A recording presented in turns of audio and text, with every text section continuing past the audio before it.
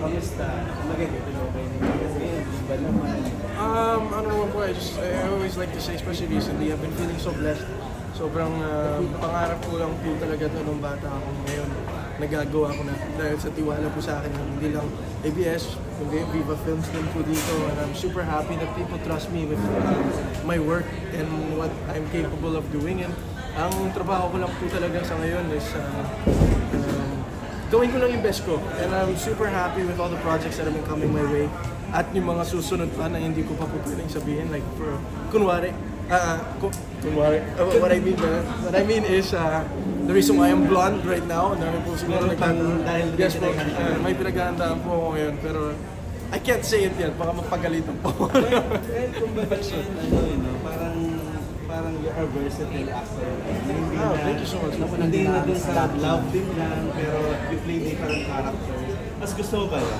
Kesa mas nakikilala ka as nag-love team.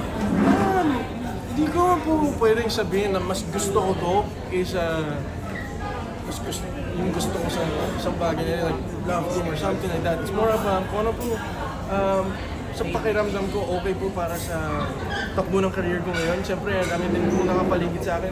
Nagtulungan po ako. Siyempre, I have Cornerstone, I have Star Magic helping me with where I want to bring my career now. And in terms of like preferred projects naman po, lagi ko lang po sinasabi, lagi ko din tinatanong pag tinititch po sa akin. Gusto ko lang talaga may purpose yung ginagawa ko. May dahilan kung bakit ginagawa ng character yung mga ganun. I want to be able to tell a good story. Even if that means being bad in the story, may mapupulot ka pa rin talaga sa character. And yun yung that's where I found my peace in acting and my love for the craft. It's being able to tell stories na may mapupulot pa rin talaga yung mga tao, kahit entertainment pa rin siya. Yun yung tao. How do you want to be remembered as an actor? Remember Ang bata. Parang matagal pa po yan.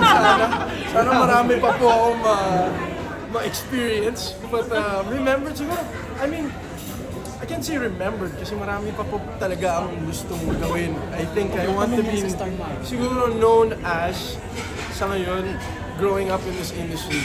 I want to be respected in my craft. Because I have so much respect for what I do, and I want to be known as someone dedicated sa ginagawa niya. At alam ko marami pa pong taon bago po masabi na magaling ako actor, pero I can promise na sa lahat po ng mga proyekto mapapanood nyo sa akin po, binibigay ko po lahat. Kaya ano pang dream role mo pa ngayon? Kaya mo, sorry. Inuunahan. Ano pang role ang gusto mong gampanan na nasa wishlist pulutin? Dream role? Marami pa po talaga eh. I mean, there's so many different kinds of characters na pwede ko pa pong gampanan. And I think that's gonna happen through experience sa edad ko. Wala naman po akong talagang role na tina-target lang po talaga. Pero I've always wanted to do siguro a biology of a certain person in history. I don't have anyone like sure ako na gusto kong gampanan. Pero if ever, I've always wanted to do real stories. I love telling real stories na may mapupulot nga po yung mga tao. Sino pang gusto mong makapareha? Sabi ko. Char. Senior mo na, seniority. Char. Seniority? Sino pang gusto mong makapareha? Senior citizen mo. Senior citizen? Senior citizen? Makatrabaho. Mga ibang actor, actress? Kahit sino? Actor, actress? Marami pa po talaga eh. Pero I think one person I can really say I would love to work with din, especially after seeing her movie. Big shout out to Sunshine, napakagaling po talaga ni Sunshine. Maris, napakagaling ni Maris. And actually, minessage ko po siya pagkatapos ng movie, sana magkatrabaho kami. And yun yan.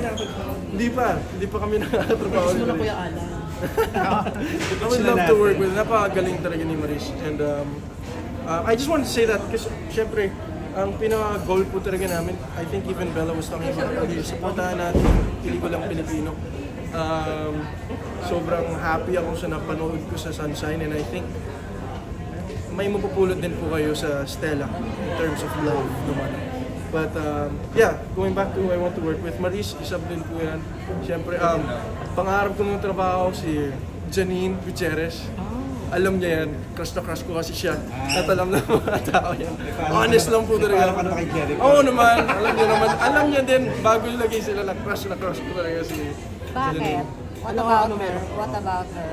She's just such a beautiful person, inside and out.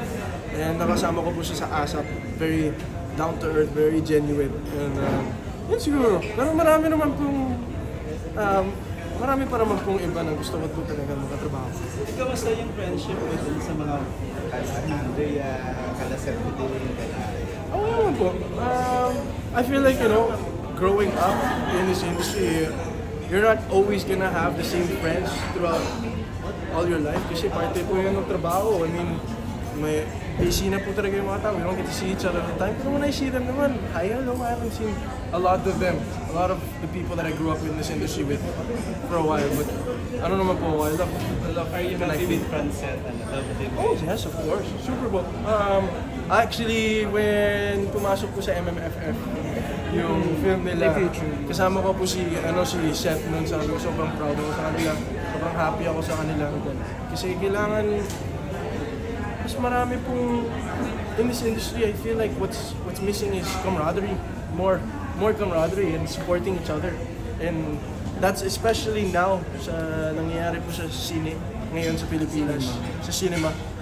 Not just sa Philippines. I think going back to what Bella said, it's actually not just the Philippines, but in general, cinema all around the world. Kailangan lang natin tulungan ng isa't isa. And yun yung importante, camaraderie sa industry.